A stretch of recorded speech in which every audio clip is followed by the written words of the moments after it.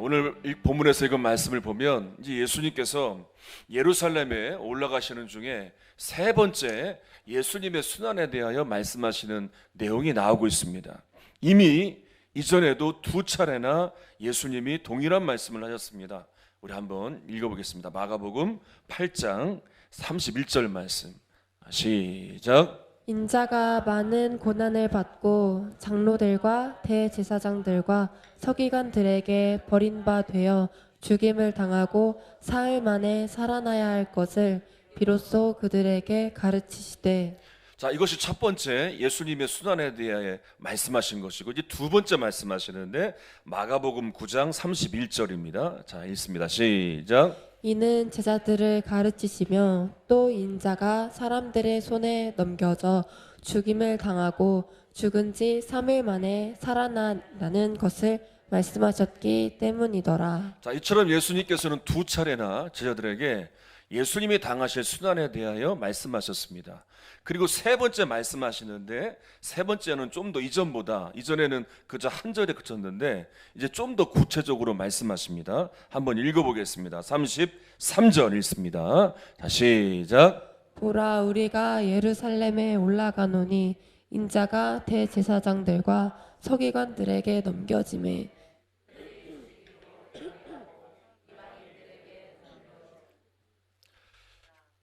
다시 한번 읽어볼까요? 33절만 시작. 보라, 우리가 예루살렘에 올라가노니 인자가 대제사장들과 서기관들에게 넘겨짐에 그들이 죽이기로 결의하였고 이방인들에게 넘겨주겠고. 자, 33절을 계속 보면 먼저 고난과 죽음의 장소가 예루살렘이라고 말씀하십니다.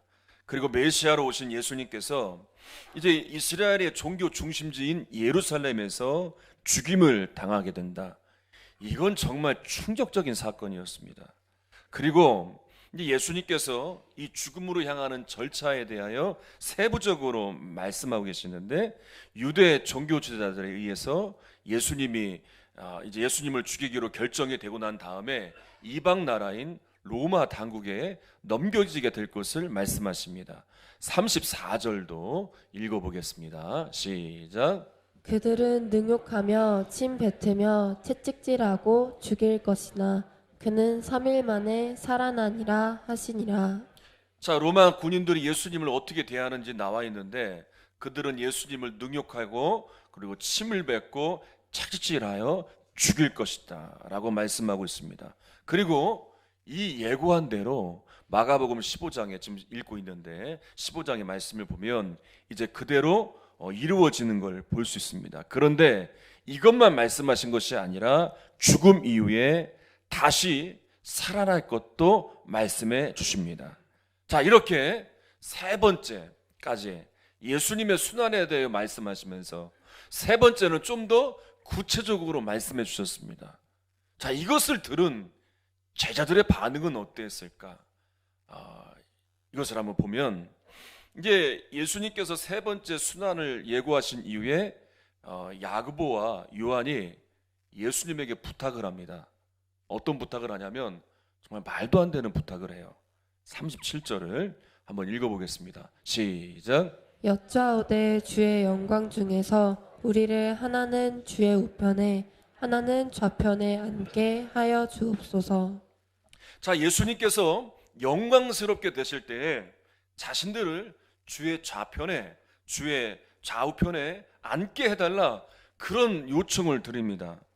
그러니까 지금 예수님께서는 이렇게 세 번에 거듭해서 십자가의 죽음에 대해 말씀하셨고 지금 그 길로 가고 계시는데, 제자들 중에서도 좀 특별한 이 야고보와 요한이었던 그 제자들이었는데 정말 말도 안 되는 부탁을 하고 있습니다. 이들은 예수님과 3년을 함께 했습니다. 그리고 놀라운 이적도 목격했고요, 수많은 말씀과 가르침을 들었습니다. 그리고 이 예수님께서 때가 되어서 예수님이 왜 이 땅에 오셨는지, 예수님이 이루셔야 될 하나님의 뜻이 무엇인지를 반복해서 말씀해 주셨습니다.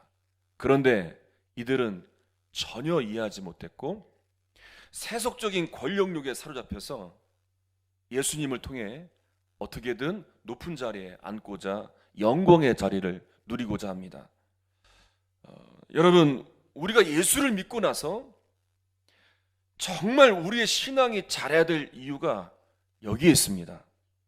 그러니까 몇 년을 믿었고 어느 위치에 있고, 근데 이것은 하나님의 구원의 역사심 가운데 그건 그렇게 중요하지 않습니다. 그런데 사람들은 외적인 것을 보고 평가를 하려고 합니다. 얼마나 가졌는가, 얼마나 쥐었는가, 얼마나 누리는가를 보고 평가를 합니다.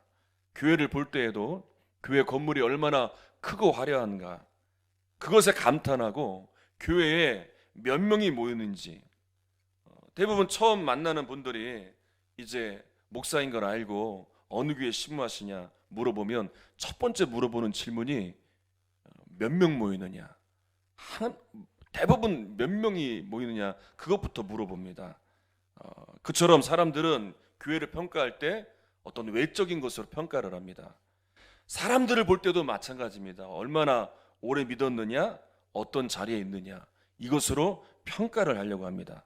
근데 여러분, 우리는 분명히 알아야 됩니다. 이건 사람들의 평가지 주님의 평가의 기준은 너무나 다르십니다. 주님은 뭐라고 말씀하셨냐면 정말 중요하게 보시는, 교회를 향하여 또 믿는 자들을 향하여 정말 중요하게 보시는 것이 무엇인지를 분명히 가르쳐 주셨습니다. 사무엘상 16장 7절을 한번 읽어보겠습니다. 좀 긴데 우리 한번 또박또박 읽어보겠습니다. 시작. 여호와께서 사무엘에게 이르시되 그의 용모와 키를 보지 말라. 내가 이미 그를 버렸노라. 내가 보는 것은 사람과 같지 아니하니 사람은 외모를 보거니와 나 여호와는 중심을 보느니라 하시더라. 정말 하나님께서 정확하게 말씀해 주셨습니다. 사람은 외적인 것을 보고 판단을 하려고 합니다. 교회의 규모, 교회의 크고 교회의 화려함을 보고 평가하지만, 그러나 하나님이 보시는 건 그런 화려한 외적인 것이 아니라 그 중심을 보신다고 분명히 말씀해 주셨습니다. 그래서 여러분, 우리는 하나님을 믿고 나서 우리의 신앙은 반드시 성장해야 됩니다. 정말 어제보다 오늘보다, 그러니까 어제보다 오늘이 나아야 되고 오늘보다 내일이 나아야 돼요. 다시 할게요. 어제보다 오늘이 나아야 되고요, 오늘보다 내일이 나아야 돼요. 우리의 신앙뿐만 아니라 우리 교회도 마찬가지예요. 정말 하나님 보시기에 합당한 교회로 어제보다 오늘이, 오늘보다 내일이 더 나아지는 이런 놀라운 변화가 있어야 돼요. 그래서 우리는 신앙의 성장에서 하나님과의 깊은 교제 가운데에 하나님의 나라를 누리면서 매일 기대하며 하나님의 역사를 이루며 살아가야 돼요. 그런데 여러분, 신앙이 성장하기 위해서는 정말 부단한 노력이 필요합니다. 아무런 노력 없이 저절로 성장하는 경우는 한 사람도 없습니다. 절대 그런 일은 있을 수 없습니다. 오히려 아무런 노력을 하지 않는다면 신앙은 퇴보하게 되어 있습니다. 왜냐하면 모든 인간은 정욕적이고 육신에게 사로잡히기 때문에 반드시 그 신앙은 퇴보하게 되어 있습니다. 그래서 나를 예수님의 말씀에 순종시키려고 정말 부단한 노력이 필요하고, 육신의 요구대로 살기보다 주의 뜻을 이루기 위하여 정말 몸부림치는 노력이 필요합니다. 그래서 에베소서 4장 13절에 보면 우리의 신앙이 계속 성장해서 그리스도의 장성한 분량에 이르러야 한다고 말씀하고 있습니다. 여러분, 우리의 신앙의 목표가 여기까지 나아가야 됩니다. 성경에 보면 수많은 사람들의 이야기가 나오는데 정말 안타까운 사람들의 이야기도 나와요. 정말 신앙이 좋아서 하나님께 부름받았고 정말 귀하게 쓰임받았다가 그 말년이 너무나 비참한 사람들이 나오는데 대표적인 사람이 누구냐? 솔로몬이에요.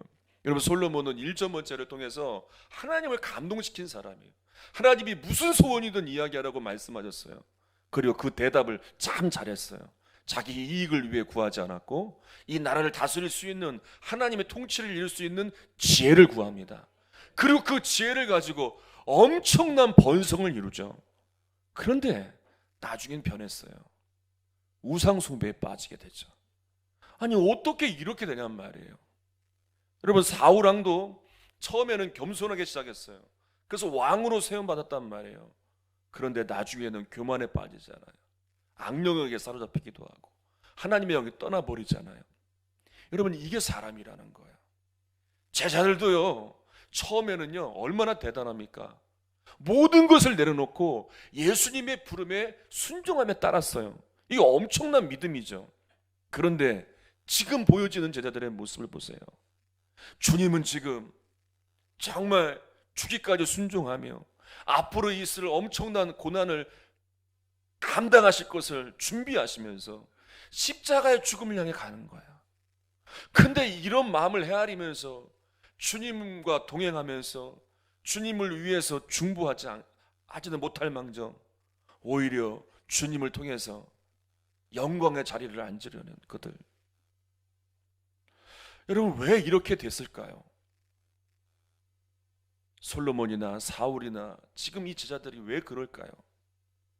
분명히 주님을 믿고 분명히 변화가 되었는데 이유는 하나예요. 뭔가 육신의 욕심을 따라 주님을 통해서 뭔가 쥐려고만 하기 때문에 그런 거예요. 그러니까 예수님의 말씀에 순종하는 삶, 끝까지 변질되지 않고 끝까지 이 믿음을 지켜 장성한 분량에 이르는 믿음의 성장을 이루지 못하는 거예요. 여러분, 우리도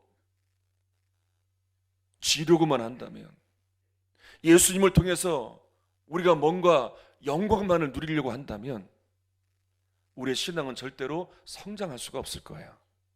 그리고 지고 난 다음에, 누리고 난 다음에 주님을 위한 순종이 나온 시는 전혀 없을 거예요.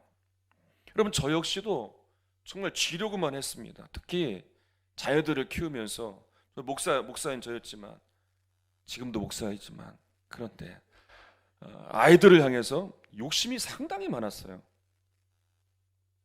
그래서 이 아이들이 다른 아이들보다 더 공부를 잘해야 되고, 여러분, 추산초등학교 다닐 때 아이들이 몇 명 되겠어요?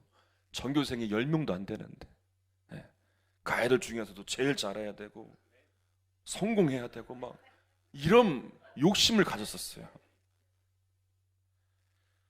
그래서 저 뒷목양실 얼마나 혼내기 좋아요. 뒤에 음산하고 거기에 불러서 공부를 시켜가면서 이만큼 하라고, 할 때까지 나오지 말라고, 저는 설교 준비를 하고 공부도 시키고 틀리면 때리기도 하고 성적이 좋지 않으면 혼내기도 하고 그랬어요. 그런데 한 계기를 통해서 이 욕심을 다 내려놨어요. 그 깨달은 거예요. 자녀는 내 욕망과 욕심을 채우는 도구가 아니구나. 그걸 깨달았어요. 아니, 우리 가정에 이 두 아이를 보내주신 자체가 축복이구나. 야, 이 아이들과 함께하는 자체가 은혜이구나. 내 욕망을 채우고 내 욕심을 이루지 못하면 그게 실망하고 이게 아니구나라는 것을 깨닫게 됐어요. 그리고 이 아이들은 장차 이 땅에서 하나님의 나라를 이루어가야 될 축복의 통로라는 걸 알게 되었어요. 그래서 이 길을 열어주는 것이 부모의 몫이고 이것을 위해 끝까지 중보기도 하는 것이 부모의 몫이라는 것을 알게 되었어요. 우리 부모님들 아멘 안 하시잖아요. 잘해야 되고 성공해야 되고 막 잘 나가야 되니까 아멘 안 하시잖아요. 그대로 놓는 연습을 참 많이 했어요. 그래서 남들보다 앞서야 되고 더 나아야 되고 성적이 좋지 않아도 마음이 그렇게 옛날처럼 그렇지 않은 거예요. 지금 딸아이가 이제 대학교 원서를 이제 써놓고 이제 곧 있으면 발표가 막 시작됩니다. 전혀 걱정이 안 돼요. 제 아이도 걱정 안 하는 것 같아요. 전 걱정을 좀 해야 될 텐데. 근데 전혀 걱정이 안 돼요. 정말이에요. 뭐 붙으면 가면 되고요. 뭐 떨어지면 뭐 여러분들 농사 짓는 거기 가서 뭐 품이라도 팔면 되지 않겠어요? 장로님 댁도 있고 권사님 댁도 있고 얼마나 좋아요.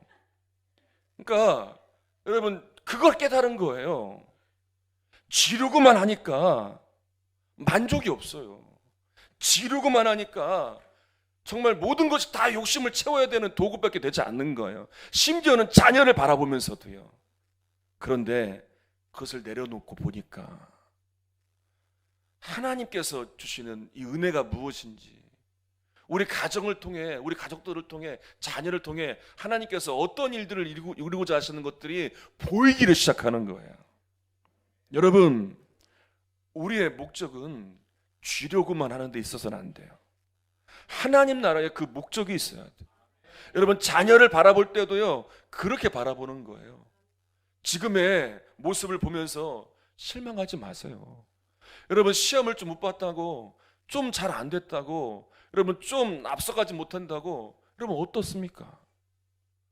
그 자녀가 정말 하나님 나라에 잘 세워줄 수 있도록 중보해주고 이끌어주고 사랑해줄 때 여러분 통해서 하나님이 하시는 일들이 여러분 자녀들에게 흘러간단 말이에요. 여러분, 교회도 봅시다. 오늘날 교회를 향해서 안타까운 이야기들이 많이 들려오죠. 그 어느 때보다 많이 들려오는 게 사실이에요. 근데 그 깊이 들어가 보면 그 문제 가운데 왜 이런 일들이 일어날까? 다 보면 쥐려고 하기 때문에 그런 거예요. 근데 여러분, 그런 가운데 정말 선한 교회들의 이야기들도 참 많이 들려와요. 서울의 광영교회라고 아시는지 모르겠어요. 그 교회가 책을 냈는데 오래전에 이 책을 통해서 또 이 교회의 이야기들이 들려지면서 많은 교회들이 놀라게 되었어요. 일명 감자탕 교회라고. 이 교회는요, 교회 간판이 작다 보니까 그 감자탕 집이 너무나 화려해서 크고 교회가 있는지도 몰라요.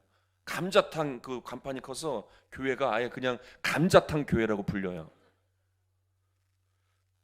교회 재정의 대부분을 구제와 장학 사업과 선교 사업에 쓰는데, 교회는요 상가 건물에 새 들어 살아요. 그런데 수억 원을 개척교회를 세우는데 지원을 해요. 장학금을요 수천만 원을 후원을 해요. 지방에서 이제 집을 구하지 못하는 그런 대학생들 공부할 수 있도록 또 주택 같은 데를 임대를 해서 그들을 또 재워주기도 하고, 또 앞으로의 인재들을 양성하고, 그리고 무엇보다 나라 곳곳에 자연재해가 일어나면 뭐 지진이나 홍수나 이런 피해가 있으면 제일 먼저 달려가는 교회가 이 교회예요. 또 전주 안디옥 교회 아시는 분들 있을 거예요. 그 교회에 가보니까, 저도 가봤는데,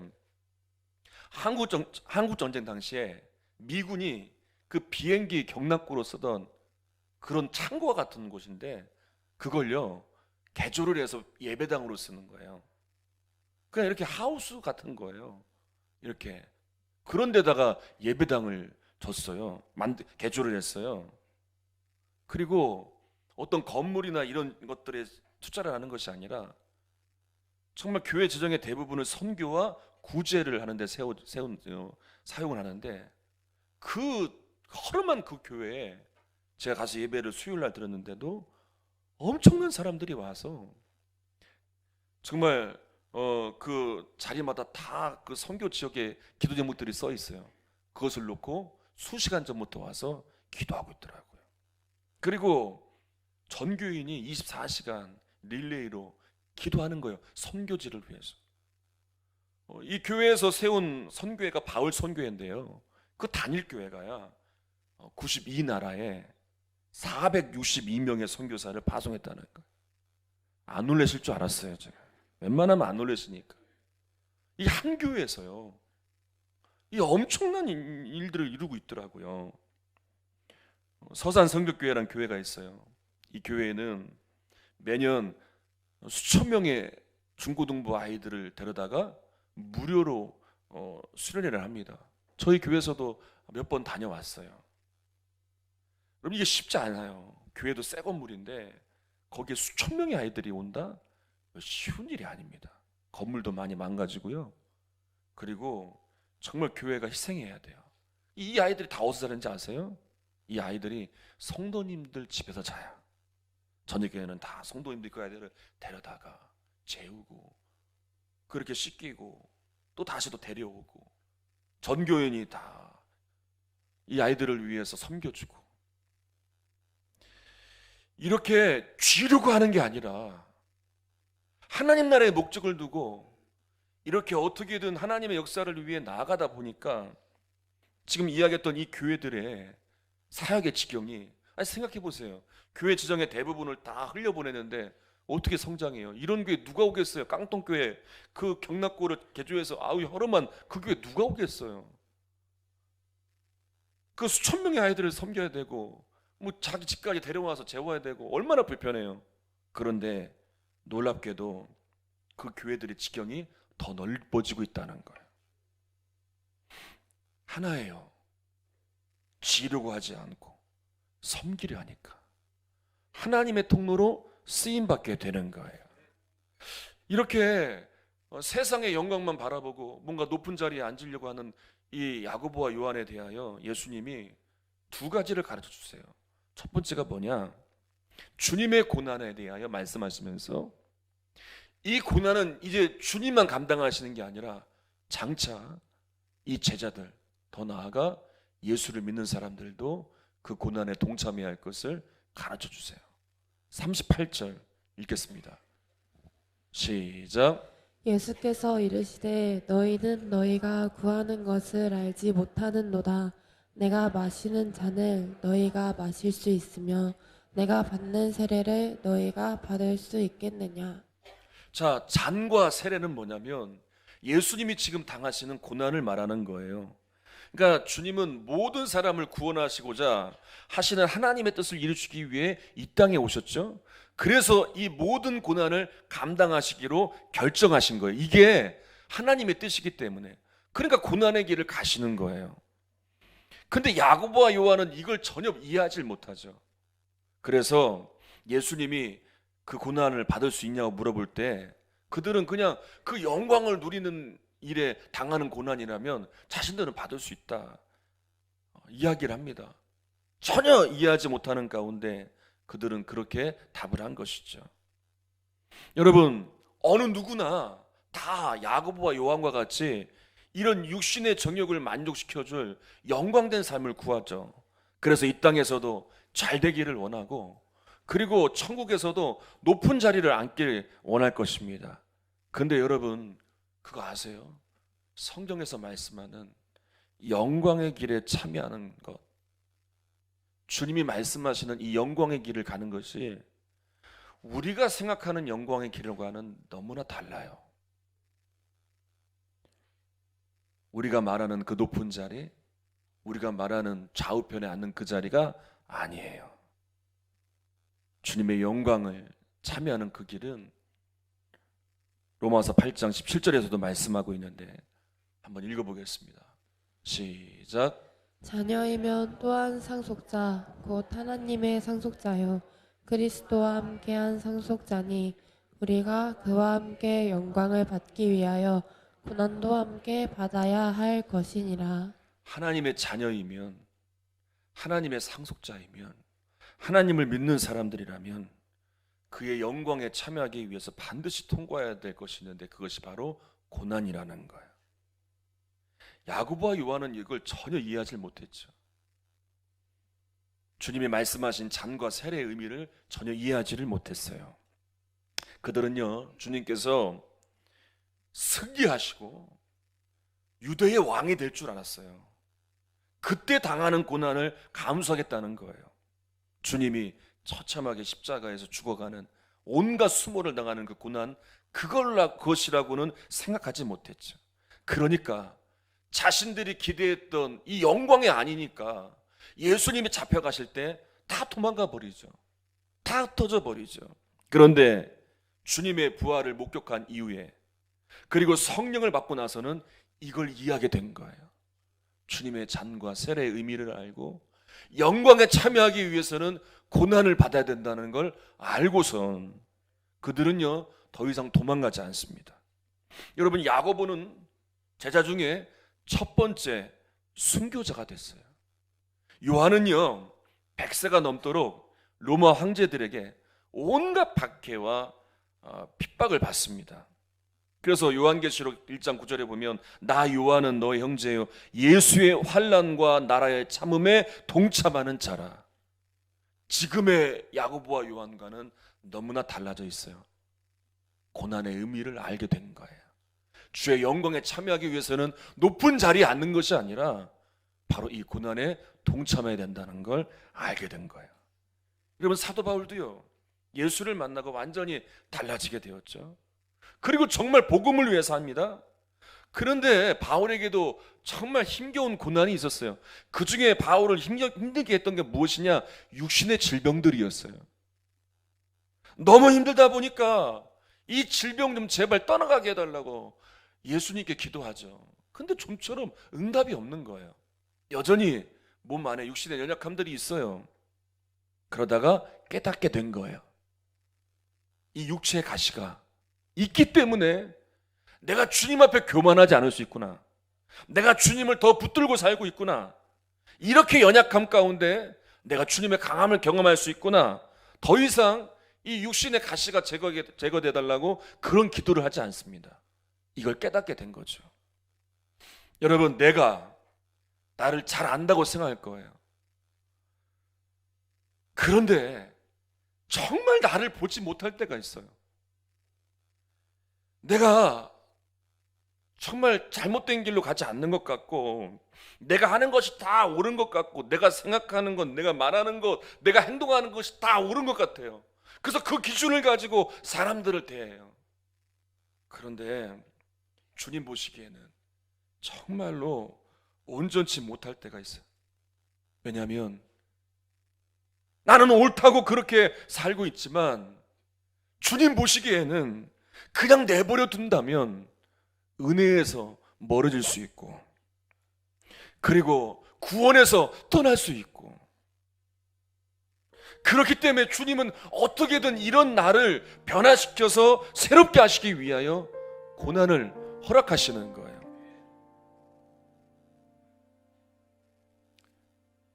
그래서 고난을 통해서 지난날의 잘못된 모습을 보고 회개하고 겸손히 엎드릴 때 내가 변화되고 변화된 나를 통해서 주님의 역사가 일어나는 것들을 경험한 적이 한두 번이 아니었을 거예요.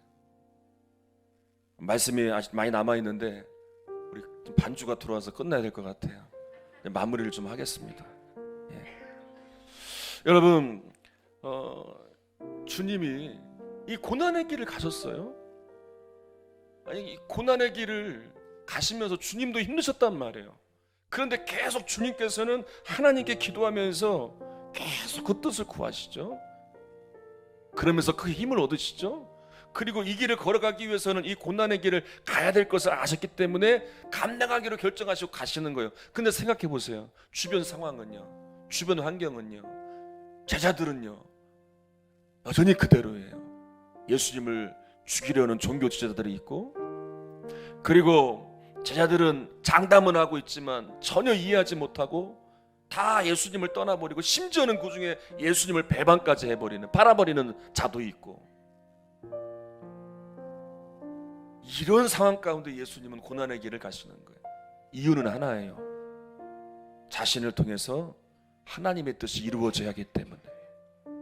그리고 주님께서 제자들에게 이 고난의 잔에 참여할 것을, 이 길을 걸어야 할 것을 말씀하셨고, 예수를 믿는 우리들에게도 이 길을 걸어야 할 것을 가르쳐 주셨어요. 여러분, 우리가 하나님의 뜻을 이루며 나아갈 때 상황은 바뀌지 않아요. 사람들은 변하지 않아요. 그대로란 말이에요. 그런 가운데 가는 거예요. 그런 가운데 고난을 경험하는 거예요. 얼마나 힘들어요. 얼마나 어려워요. 그런데 그 고난을 감당해내야, 이 고난을 감당하는 나를 통해 하나님의 뜻이 이루어지면서 이 변하지 않는 상황이 바뀐다니까요. 저 무지하고 깨닫지 못하는 그 사람이 바뀐다니까요. 예수님이 그렇게 고난의 길을 가셨기 때문에 환경과 상황이 달라지잖아요. 구원받을 기회가 열리게 되었잖아요. 변하지 않는 제자들이 변화되었잖아요. 먼저 고난의 길을 걸어가는, 하나님의 뜻을 이루며 가는 우리들을 통해서 주님이 먼저 이 길을 가셔서 보여주셨고, 우리도 이 길을 걸어올 때에 분명한 주님의 뜻이 이루어짐을, 주님의 승리가 있음을 가르치시는 것. 여러분, 고난의 길을 걸어가시면서 외로우십니까? 힘드십니까? 마음이 참 상할 때도 있죠. 그러나 좀 더 인내하시고 좀 더 기다리면서 예수님을 기억하시고 예수님이 어떻게 이겨내셨는지를 우리는 분명히 다시 한번 붙들고 우리 그 길을 끝까지 걸어갑시다. 남들이 알아주지 않아도 상관없어요. 환경과 상황이 바뀌어도 상관없어요. 때로는 핍박을 당해도 괜찮아요. 수모를 당해도 괜찮아요. 왜냐하면 곧 주의 뜻이 이루어지고 주의 승리가 일어날 거야. 그때에는요, 상황과 환경이 바뀔 것이고요, 그렇게 몰랐던 사람들이 변화되어지는 주의 영광을 경험하는 일들이 일어나게 될 거예요. 이 승리가 저 여러분 가운데 일어나기를 주님의 이름으로 축원합니다. 우리 함께 찬양합시다.